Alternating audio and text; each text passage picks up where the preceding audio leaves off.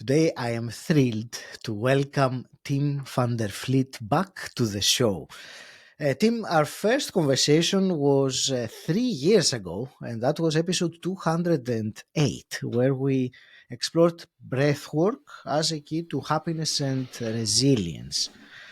And today I will only give a very, very brief introduction of you to the listener, just for reference. And I will only say that you are a breathwork and cold exposure specialist, and you are passionate about teaching others how to harness the power of their breath and the power of of the cold to unlock incredible energy and health in them. So, Tim, welcome back to the show. It's a real pleasure to have you back.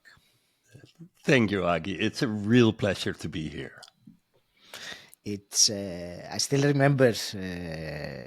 It's been 3 years, as I said, but I still remember our previous conversation. And as I was telling you earlier, before we started recording, I still have, out of that conversation, I have picked one routine that I have been following almost every day for over 3 years now. So it's been amazing. And I think that is, for me, and tell me if you agree, personal development consists of these small actions that you repeat over and over again, and they build incrementally what we do, how we grow, how we live. So I don't know if how that's how you see it. Exactly. And I love mathematics. I used to be a stock market trader, and I still have a love for mathematics. And it's a simple, mathematical equation that if you grow 0.1% every day, which is like almost nothing, right? Then you grow 50% in a year, and in 5 years' time, 600%. So that's what like breathwork can be very difficult, and I make it very applicable. So if you would do just 5 minutes of breath work every morning and you stick to 5 minutes, which is so little that there's no reason not to do it, then you will see immense growth in the long term. I will. So that's great. And today, breathwork, since you mentioned it, will be definitely our main topic of the conversation. And there are some very specific and particular elements and benefits of it which I want to discuss. And actually, let's start with that straight away. And I will ask you something more of a practical nature, rather than going into the theory of how breath retention affects our brain. So the practical question: in this high stress world that many of us live, and probably the listener also is, how can we use breath work to calm the nervous system, but on demand, when the stress really hits us and we need to deal with it? Maybe it can be in work environment, usually it's like that, but not necessarily. So how can we use breathwork in such a situation? So let me start with explaining how you can use breath work, and this what you're asking is the number one. So in three ways.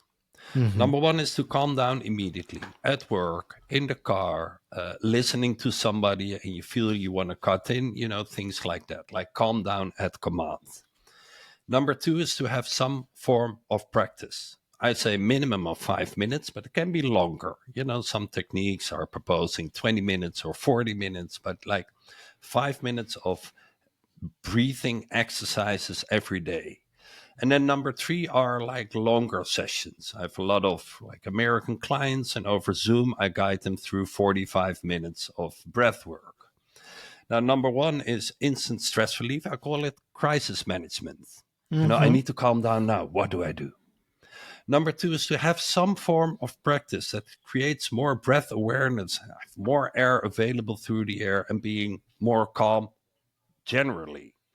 And number three is like really having a staggering effect. Like if you do a longer breathwork session with me, it is between 24 and 72 hours, you feel different. So these are the three ways you can use breathwork in general. And mostly when we see breath work, on Instagram, it's all about these longer sessions. And my 2 cents in is, if you do 5 minutes of breath work in the morning and you practice this every day for a few years, you have more change than going to a longer session once a month. Now let's go into calming down at command. There's two techniques that I like to share, and this is like an example of where breathwork doesn't have to take very long. So number one is to get over a panic attack. As you know, and you've been there too, but I've been putting people in ice bath for about 10 years. So I think the count is at 10,000 people. And I've seen a lot of people panic in that ice bath. And to get over a panic attack is to simply breathe in deep, to hold for 2 seconds, and then breathe out twice as long. We're going to practice in a bit of time.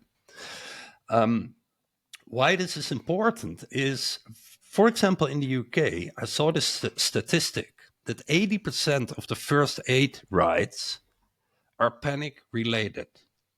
And with just using this technique, they could be treated at home, and we could save 80% of the rides to the hospital because it can be treated at home. Can you imagine just how a simple, like, every breath takes like 15 seconds about. So if you do 4 times, it's a 1-minute breathing exercise. How that could save billions of British pounds. So this is the why. Now, let's say we're in a very stressful moment and we're hyperventilating. So you're breathing high in the chest and focusing on breathing in, while you actually should be focusing on breathing out. And this is what you change. So let's mimic this. I'm in a high. I keep on breathing. Then breathe in and hold. I'm deliberately breathing in through the mouth now, because this is what happens when you are hyperventilating. Then breathe out. Then breathe in for about 4 counts through the nose. Here we go. Hold. 1, 2. Breathe out for 8.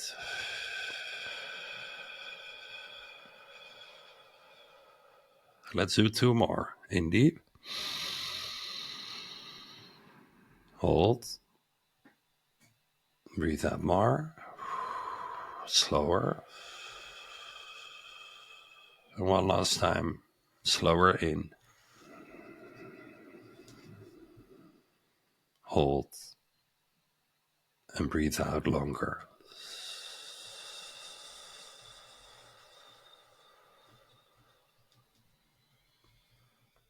How do you feel? The effect is instant, Tim. Every series of breaths where I was even more, I was not in any stressful environment earlier on, but I do feel the effect of in my body also, not only in my mind, but also in my body, the calmness or this.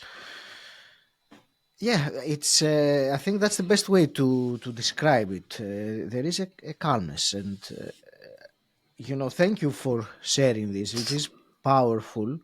When you were saying about the 3 different, types or kinds that breathwork could be used, and this is definitely the one that you can, I suppose, do also as a practice. But I think it has even more value when you do it in that moment.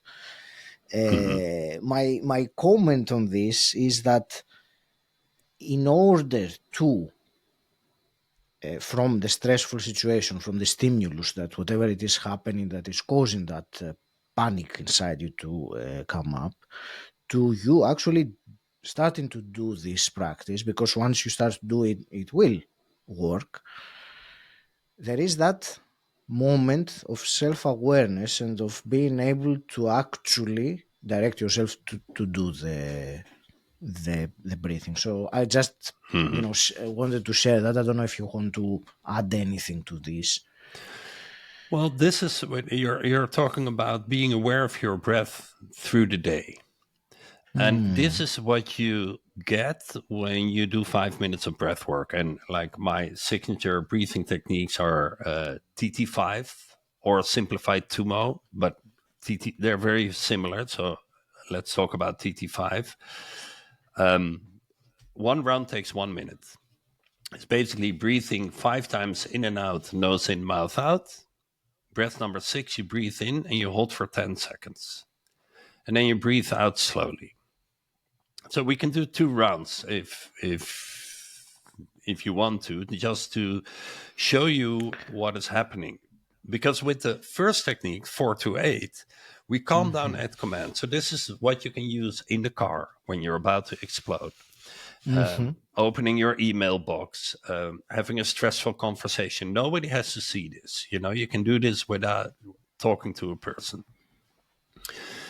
Now, what we do when we have a practice, we breathe 5 times deep in and out first, slightly activating adrenaline release.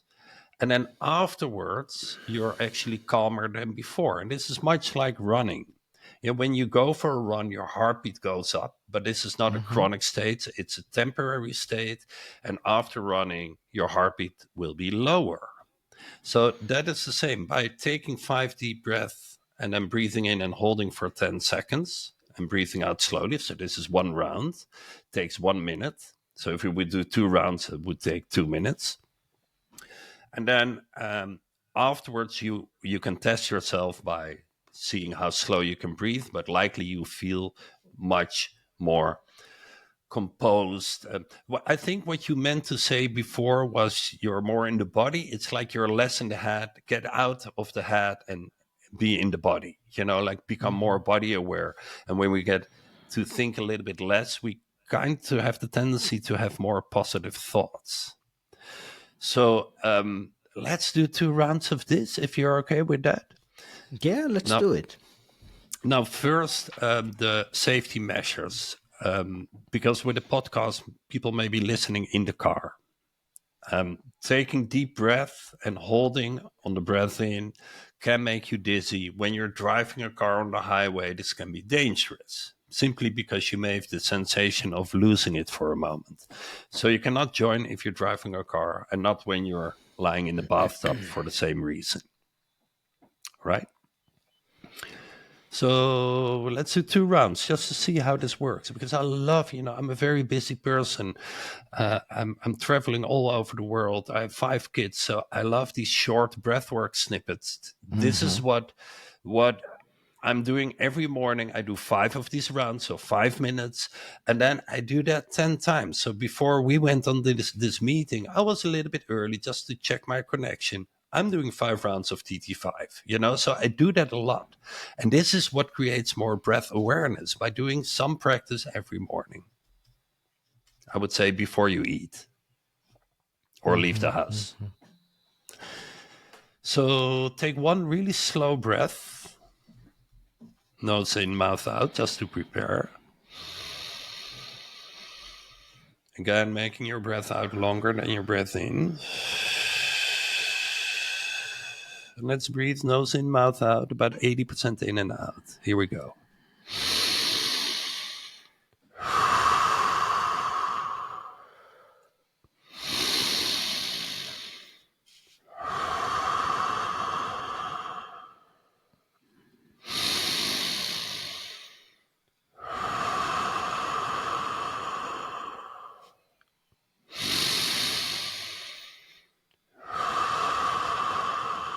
Extra deep. Breathe out everything. Breathe in and hold. Hold it here. Shoulders are nice and low. 10 seconds. Another 5. And breathe out slowly. A bit dizzy is normal. Round 2. 5 deep breath.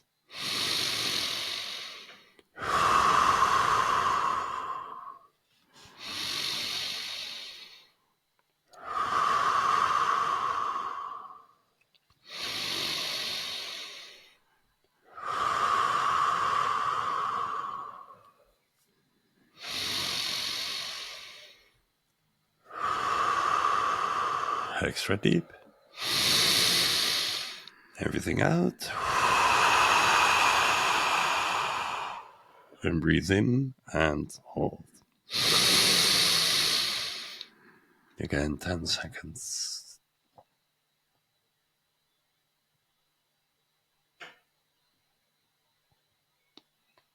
And breathe out everything.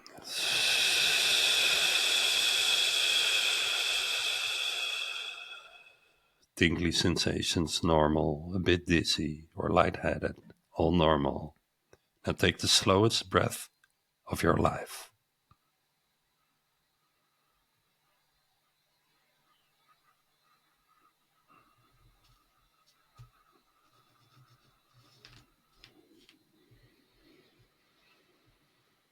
And make your breath out even slower.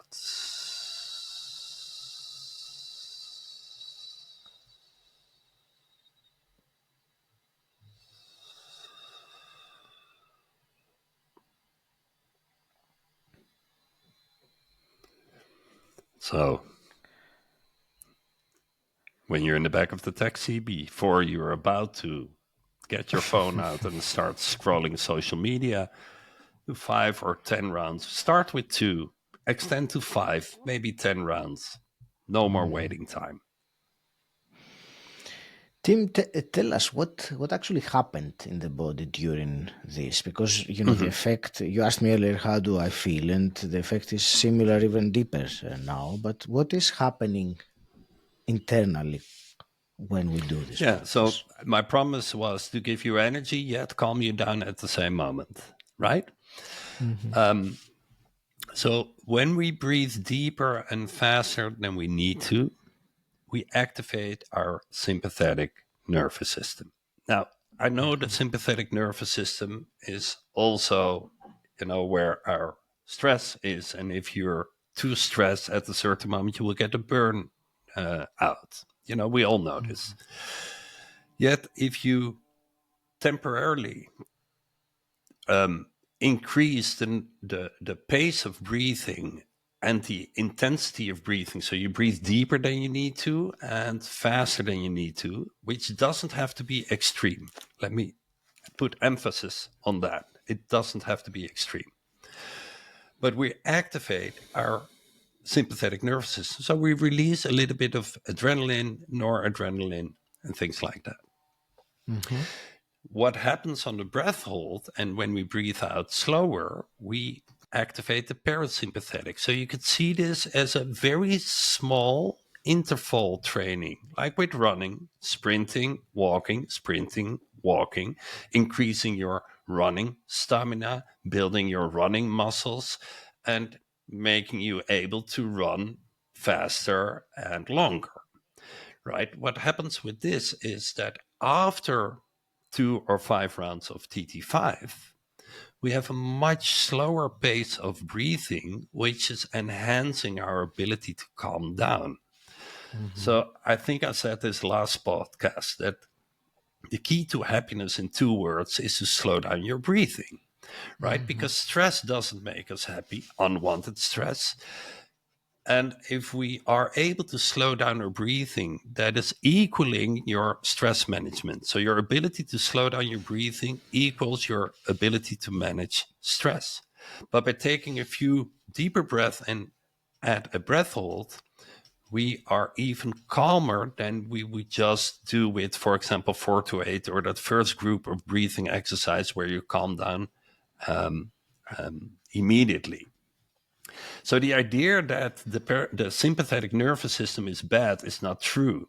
If we put stress under control on our own body, for example, by doing sports, for example, by ending your shower cold, doing cold exposure, or using deep breathing breath hold techniques, we get to be calmer, yet with energy at the same time. Thank you. And I highlighted what you said, that our ability to slow down our breathing equals our ability to manage stress. And I think it is it's very important to realize that There is, thank you, Tim. And actually, there is something else that I wanted to discuss, a different element, shall we say, of the benefits that breathwork gives. You already talked about calming down or being energized or being more resilient in the moment. I wanted to ask you about another factor that is longevity. And, I've been. I read a comment you wrote somewhere about breathwork being a long term health practice, and I like very much that idea rather than something that you go at a retreat and you do some sessions and then you come back. My question is, I've been reading specifically about longevity, and one of the best, let's say, indicators of longevity is the VO2 max, which is how the capacity of oxygen that our lungs can handle. So my question is, are there any particular breathwork practices that you recommend for increasing that capacity and therefore the probability to live longer? Well, it has for sure to do with your ability to use your diaphragm and to breathe through the belly. Because if you use your lower ends of your lungs with every breath in, you take up twice as much oxygen. So that should have an effect on the VO2 ratio. And the funny thing is, I was talking to a doctor in Brazil. I'm just back from Brazil from giving workshops there and corporate sessions and a retreat, an instructor retreat. He was asking me this question too, and I'm very positive, but this is something I haven't tested yet. But that if you would test your VO2 before a 20-minute, say TT35 rounds, and not Yes. TT5, what we just did, but TT35 rounds, so more like a 20-30 minute breathing session, that afterwards our VO2 would be higher. So our ability to uptake oxygen is directly influenced by a breathwork practice. So if you do a daily breathwork practice, that should have an effect on your longevity. I want to add, though, that longevity is of course interesting and we all want to have a long life, but what is more important for me is the quality of life. And I've been talking to many biohackers in the past, and there's so much focus on longevity. While I would say if you just increase the quality of your life, likely you will live longer too, but that is more important than being very old. Like I have the feeling I'm going to be 155 years old. I'm now 55. I have another 100 years to go, you know. So I'm very positive I will live long, but the quality of life, your amount of happiness, the ability to reduce stress is something that is like in the short term giving you the benefits that you may actually be looking for. And having a longer life is like the cream on the cake that happens automatically. I like that your point of view there, and I agree. And I remember the phrase I was reading about longevity, and I couldn't agree with you more that the quality of your life, especially when you are old, that really is the whole point, rather than living for many decades and being sick or Exactly. debilitated. Yes. So what I remember reading was that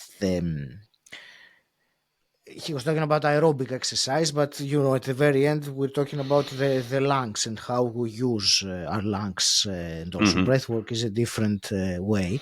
But he was saying that this kind of exercise will make you live longer, but when Hmm. you do strength exercise, that's make that extra time worth living, being able to do the things Hmm. that you can. Anyway, I digressed. It was something that made sense to me, and I realized the importance of doing, working out the body as well Exactly. when we get older, along with our Yeah. lungs. So I'm not a doctor. So my recipe from not Dr. Tim is to do every day without failure, 2 minutes of exercise, 5 minutes of breathing, and ending your shower cold 30 seconds. So it's not, like you hear sometimes breathwork instructors claim that all you do is breathing. I'm like, no, what about exercise? And the same breathwork instructor an hour later, yeah, I'm getting fat.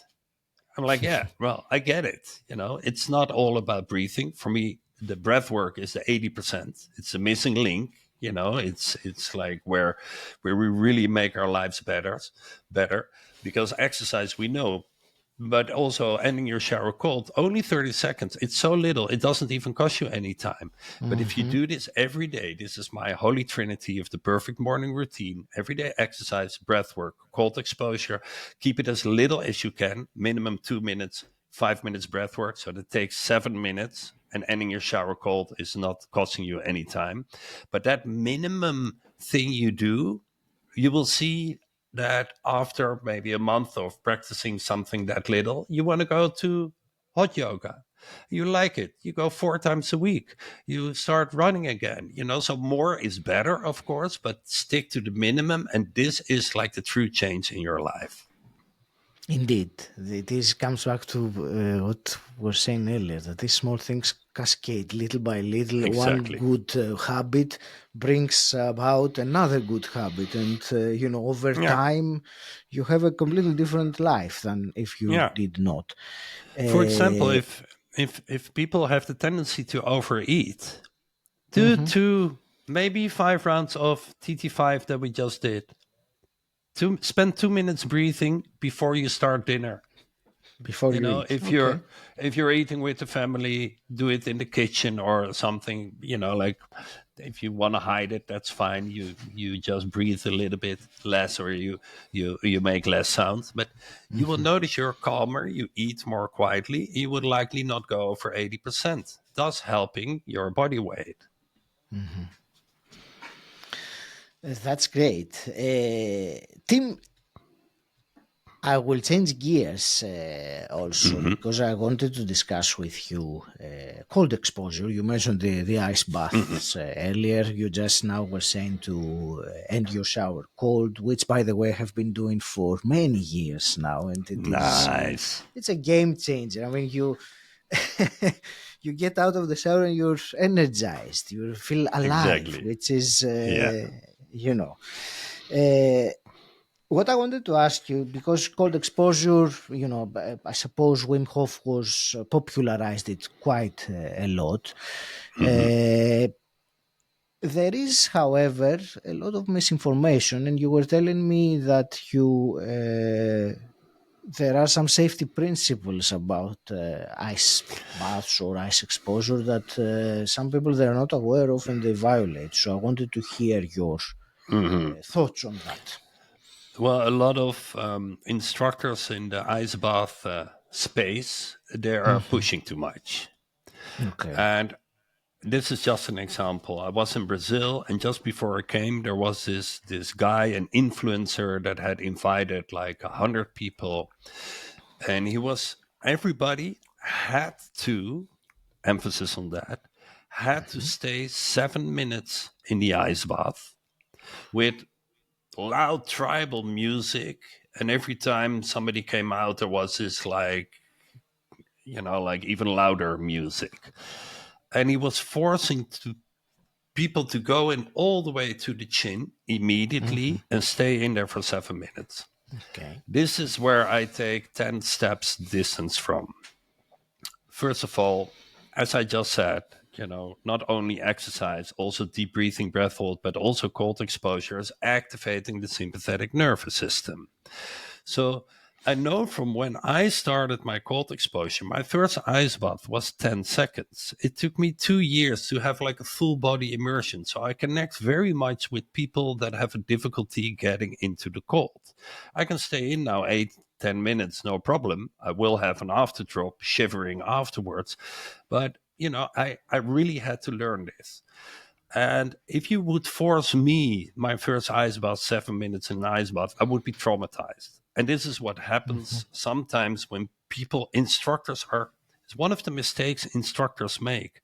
High adrenaline, like, come on, go in. Like that male, trying to be alpha male attitude where when we scream louder, we likely get the message over.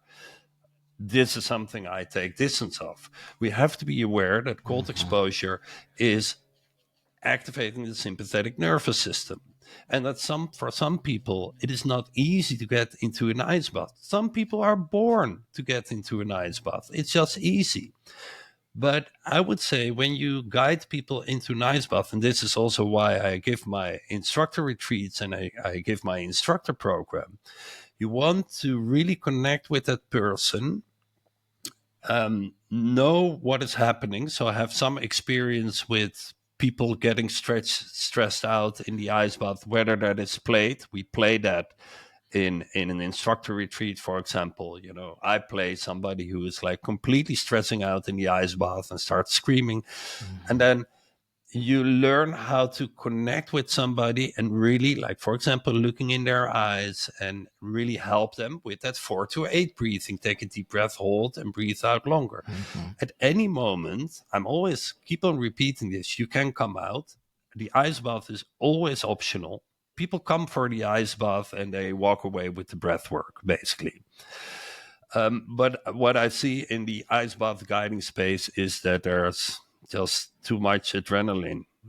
Yes, we're activating the sympathetic nervous system, but it doesn't have to come with an attitude or with pushing less and leaving it more up to the person. Of course, they will be ready and you can help them slow down their breathing, which is the big secret inside an ice bath to calm down, of course.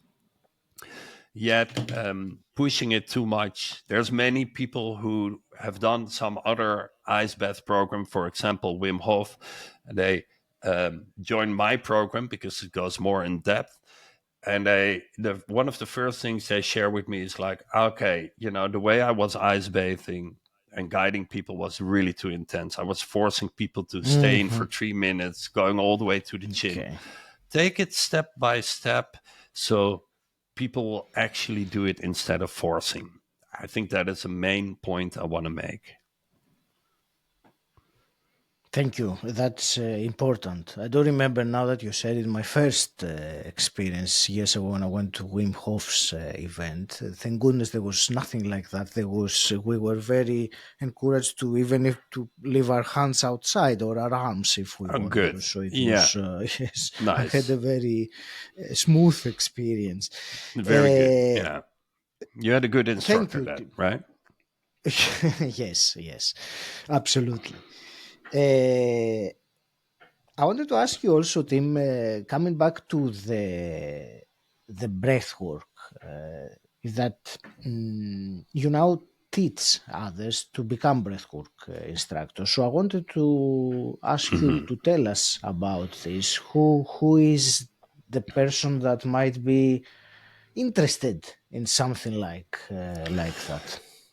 But it's like 3 groups. Number 1 is I want to learn everything about breathing for my own personal development. This is also always why I do instructor programs. I want to learn more about myself. Number 2 is people that are a coach or a personal trainer or a GP or a doctor or things like that have clients already and want to implement, like, for example, what we just did. I've one doctor in Denmark. Everybody is doing 1 minute of 4-8 breathing before they start the doctor session. And it's very simple, but it works. And then the group number 3 are already breathwork instructors, cold exposure instructors, or want to be, and they come to my program basically because it's very much in depth. I've developed my own techniques called Tim's techniques, which is exercise, breathwork, cold exposure, and within the TT breathwork, there's like 6 techniques. However, in my program, I'm not only speaking and practicing my own techniques. This is something I want to take a step back from too. There's only one technique, the technique that I learned or that I developed, and that is helping all the people. It's just not true. For some people, lighter breath work, and for some people, more intense breath work may be the case. So you want to learn about the whole spectrum of breath work and not just one technique. So I think this is very important. I mean, I'm still doing pranayama, breath of fire, alternate nostril breathing. Sometimes I do Wim Hof, I do bioflow sessions or rebirthing. I Buteyko breathing through the day, oxygen advantage. So to be aware of the whole spectrum of breathwork is what makes you a good instructor. So you can really connect with the client and give what a person needs instead of that technique that you have learned. And that is the answer to everything. So I think that is an important part as well. It's not only my own techniques.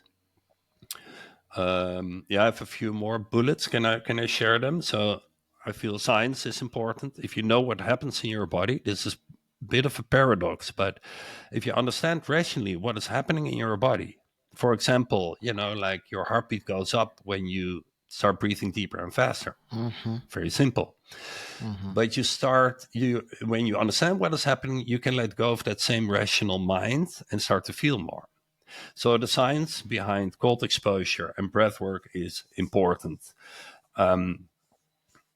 One of the things that I find important too, and this is really making my life better, is to have breathing exercises in public spaces. So, for example, in the London Underground, it's very noisy. You can make a bit of noise. But if you're in a taxi in the back in London, it's very silent. So you want to keep your voice down. But whether you use breath work for walking, for killing time, back of the taxi, behind your computer at work, during a Zoom session, breath work in public spaces is really, there's so much waiting time in a day that if you have like a palette of breath work techniques that you can use in public spaces, then you're doing great. Of course, about building your own routine. So we start at the minimum morning routine and we build it out.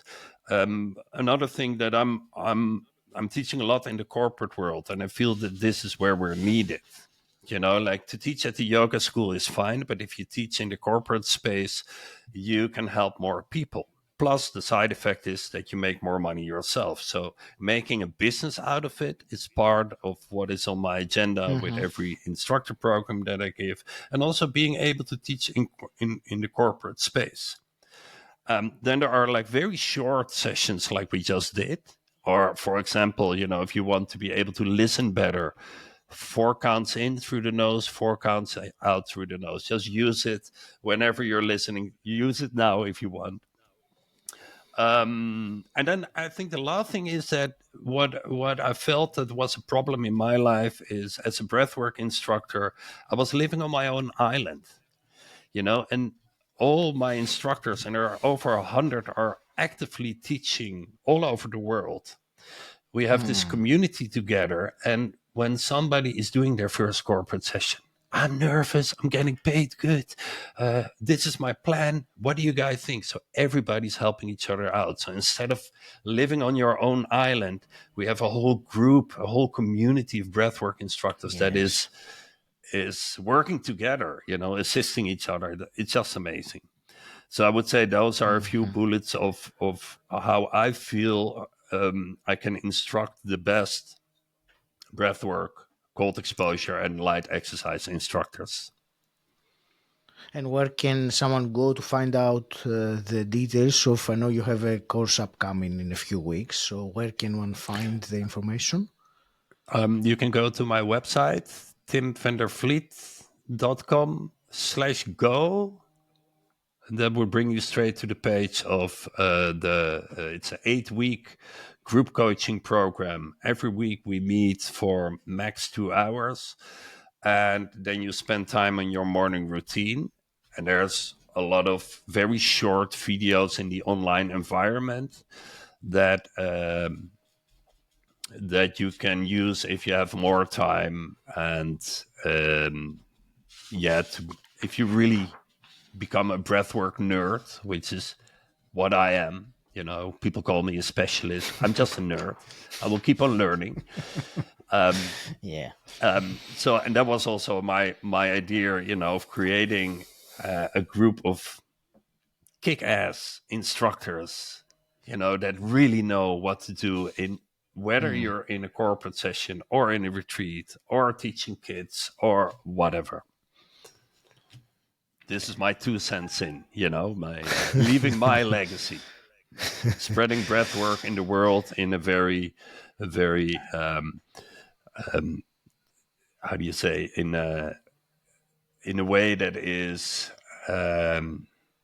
decent, that is safe, that is working long term. And I will add to that and wish you from my heart to keep on doing that and impacting the people that learn from you, as I have in the past. Thank you. And I want to wish you all the very best in doing this and being in your power and sharing with the world, your this beautiful knowledge and skills. Thank you. Tim, I will. I don't have anything else to add. I really enjoyed the conversation. There were many things that we talked about, and I thought about another 20 things that I would like to talk about in perhaps in a third session at some point. I will talk to Uh, you in a few years' time, right? We're going to do this again. Hopefully not in many years, but Yeah. either way, I will for today I will leave it to you for your parting wisdom to the listener of this conversation. Okay, that would be try to slow down your breathing as much as you can through the day.